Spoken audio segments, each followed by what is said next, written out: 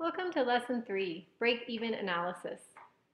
In this lesson, we will put you know about the cost and revenue functions in order to analyze our profit, and this is called our break-even analysis. We will interpret the solution of a revenue and cost function graphically as well. Let's go ahead and look at a graph.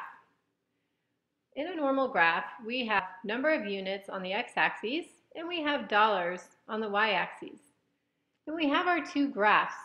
Notice this green line here. This represents our revenue function. Remember that we make zero revenue if we sell zero number of units. So this is our revenue function as we move up. This other function in blue right here is our cost function. And these are both linear basic functions, just to give you an idea of how this works. So remember that this blue dot, these are our fixed expenses. You can see this red line here showing this is the start of our fixed expenses here. And then the line slopes up with our variable expenses. So the slope represents our variable expenses or our cost per unit. Where these two lines intersect is called the break-even point. This is like the equilibrium in supply and demand. This is the point at which we are not making any money. However, we are not losing any money either. We have brought in exactly the amount of money that we have spent to develop or produce our product. Notice up here this green shaded area. This is our profit area. So at any point in here, we are making a profit as compared to down here in this pink loss area. At any point down here, we are losing money. So if we produce 3,000 units, let's just say right here, these are our costs at 3,000 units where this red dot is. If I continue on up and put a dot here, that's our revenue at 3,000 units. So that difference in between right in here represents our profit. So whatever that difference is, if I look, it's about 45 minus 35, so approximately $10,000 would be our profit. And that's how we can analyze these graphs for break-even analysis. Let's try an example. Calculate break-even point in sales units and sales dollars from the following information. So we are given a bunch of data, and the first thing we need to do is build some equations. So our price per unit is $15. This is going to help us build our revenue function. So remember, revenue is equal to price, which is $15, times the quantity sold, we'll call X. So there's our basic revenue function. Now let's go ahead and build our cost function. Our cost function, remember, is our variable expenses, which is $7, times the number of units that we produce, plus our fixed expenses, which are $9,000. Now I have two equations, and I want to perform break-even analysis. I can graph these two equations like I just showed you and look for the point of intersection, or I can solve this algebraically. What I'm going to do here is solve this algebraically like we did with supply and demand. Well, remember what we're looking for. We're looking for break even. We're looking for the point at which the money comes in equals the money going out. So we're looking for this. We're looking for revenue to equal our costs. So we can set up the equation 15x equals 7x plus 9,000, and then just solve for x. We'll go ahead and subtract 7x from both sides and get 8x equals 9,000. And then we can divide by 8. And in this case, after we divide, we get 1,125 units.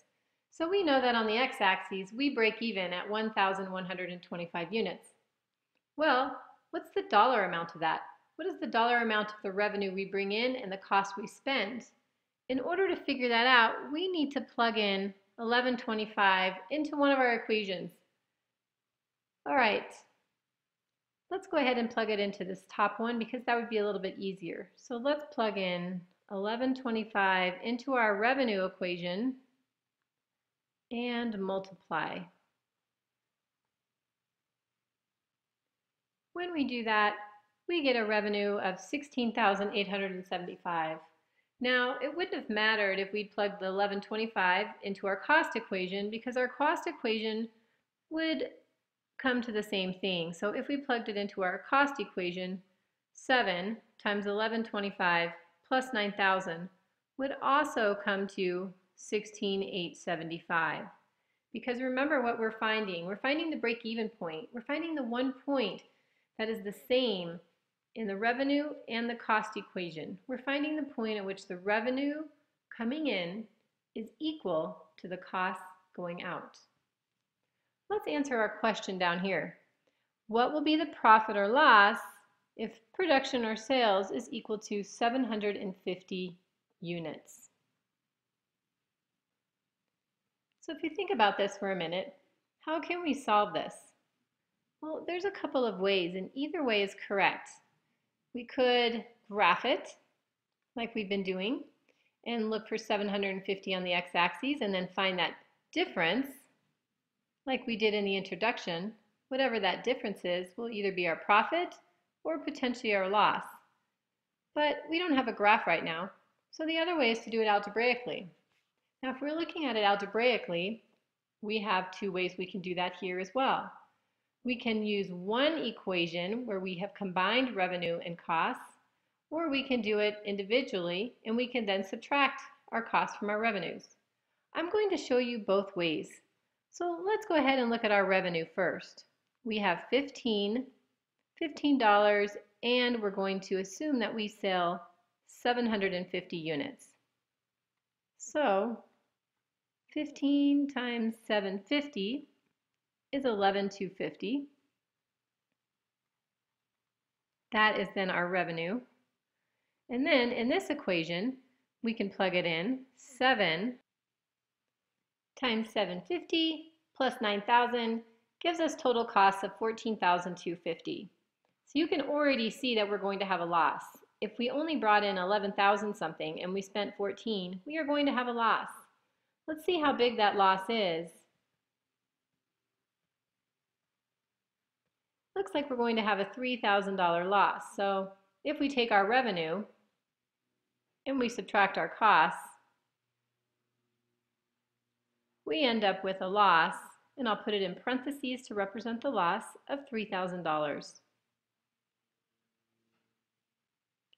Let's examine what all this looks like on a graph. Now remember we said our break even was at 1125 and 16,875, so let's look at that. Here is our break even, and you can see this is the point where the two functions cross, where they intersect. This is the break even point where they are equal. Our fixed costs were 9,000, if you recall. And here they are, 9,000. Now let's analyze what this looks like. So we had a production and we sold 750 units for a loss of 3,000. So if we look here on our graph, and I'll just draw in a line right there, 750 units would be about right here.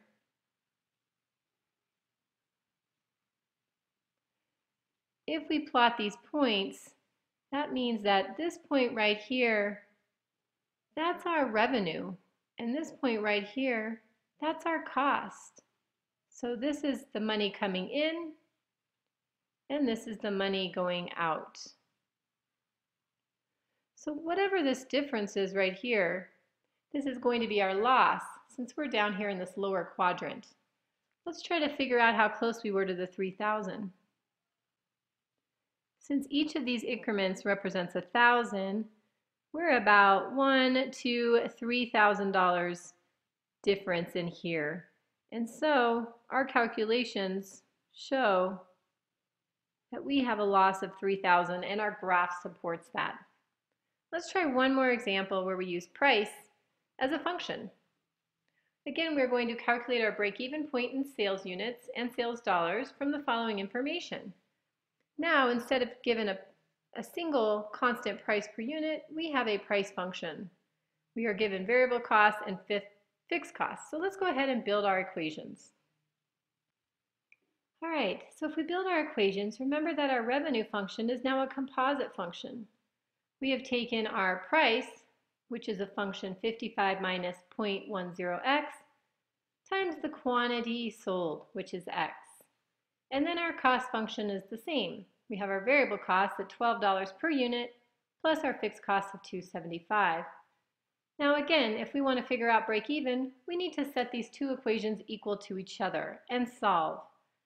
But before we do that, let's go ahead and distribute this x into the parentheses in order to simplify our revenue function. All right, so distributing that x, we get 55x minus 0.10x squared, a quadratic. Now let's go ahead and set these two equations equal to each other. So we'll have the negative 0.10x squared plus 55x, which is our revenue function, and I've just switched the order, but I've been careful to keep the sign with the 0.10x squared. And that's going to be equal to 12x plus 275. So let's go ahead and combine our like terms. Now that we've combined our like terms, we can look and see that in order to solve this quadratic, we would need to put it in the quadratic form. So we need to set it equal to 0, which means we'll go ahead and move the 275 over to the other side. And when we're finished, we have a quadratic that looks like this. Negative 0.10x squared plus our 43x and then minus 275. Again, we can solve this multiple ways. We can graph this, or we can use the quadratic formula, or we can try to factor. When I look at this function, I think it's going to be very difficult to factor. So for this lesson, I'm going to use the quadratic formula, but then we're also going to graph individually these two functions. Remember, when we use the quadratic formula, we need to identify our a, b, and c. And our a is always next to our x squared, so that's negative 0.1. Our b is always next to the x, that's 43. And then our c is our constant term, which is negative 275. So being careful to keep the signs in the right places, I have built my quadratic formula. Now all we need to do is simplify. Okay, so simplifying, I squared 43. And then I multiplied a negative times a negative times a negative. That would give me a negative. When I took 4 times 0.10 times 275, I got 110. And then I multiplied the denominator. Now all I need to do is subtract these two and take the square root. After taking the square root, subtracting and taking the square root, I got 41.7. So now I have two equations. I need to take negative 43 plus 41.7 and divide by negative 0.2. And then I need to take negative 43 minus 41.7 and divide by negative 2. So let's go ahead and try that. When I solve both those two equations, I get a break-even of 423.5 and 6.5. Well, what does this mean? Well, remember, we're solving for x. So that's the number of units that we need to produce or sell in order to break even. We don't know the dollar amount until we plug it back in to our original equations like we've done before. Remember that we can plug it into either the revenue function up here or the cost function here in order to get the two different dollar amounts. And why do we have two different amounts? Remember, we're dealing with a quadratic, and a quadratic is curved like a U. So there's going to be two intersection points instead of one, as with a linear function. Rather than plug these back in right now, let's go ahead and look at our graph. And what I've done is I have graphed both the revenue function and the cost function. Looking at those, you can see that our revenue function is our quadratic and our cost function is linear. Now here are the two break-even points that we just talked about. We have a 6.5 and we have a 423.5. Graphing this, then, we can see the dollar amounts that are associated with each one. Now, we can also maximize the revenue like we did in the prior lesson by finding the maximum point, or we can see where this point is by graphing it visually. So at 275 units, we are maximizing our revenue of 7,563. But that doesn't tell us our profit. Remember that our profit is the difference. So to find the profit right here, we would need to subtract 7,563 and whatever this is, 3, well, let's see, this is 2, 3, so probably about 3,600. And that would then give us our profit. So again, just to recap, remember that any point here on the revenue function only gives us our revenue, and any point on the cost function only gives us our cost. In order to figure out our profit, we have to subtract the difference between what we're bringing in and what we're spending. And we can do it like we did in this prior problem here, where we individually calculated the revenue and the cost and subtracted, or we could put these two equations together and plug in the value into that. All right, this concludes our lesson on break-even analysis. So at this point, you should be able to solve systems of cost and revenue functions to find break-even. And you should be able to solve them by setting the two equations together and finding your solutions. You should also be able to solve these by graphing your two equations and finding the point of intersection. Finally, you need to be able to interpret the solution of a revenue and cost function, as well as calculate and determine profit at any point here on the graph.